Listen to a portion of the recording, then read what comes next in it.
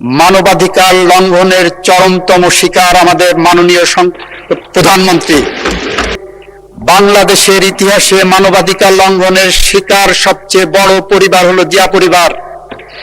বাংলাদেশের ইতিহাসে মানবাধিকার লঙ্ঘনের সবচেয়ে বড় পরিবার হলো বিএনপি পরিবার। বাংলাদেশের ইতিহাসের সবচেয়ে জঘন্যতম অপরাধের শিকার হলো বিএনপি পরিবার এবং জিয়া পরিবার। আমাদের সামনে বসে আছেন মানবাধিকার লঙ্ঘনের চরমতম শিকার আমাদের মাননীয় প্রধানমন্ত্রী। আমাদের মানবাধিকার সম্পর্কে বিন্দুমাত্র কোনো পিছুটান নাই মাননীয় স্পিকার। আমরা বলতে চাই, বাংলাদেশে আর কোনো মা যাতে তার সন্তানকে ক্রসফায়ারের নামে না হারান। বাংলাদেশের আর কোনো মা যাতে জায়নামাজে বসে তার সন্তান ফেরার প্রতীক্ষায় বসে থাকেন, প্রতিদিন চোখের জল ফেলেন।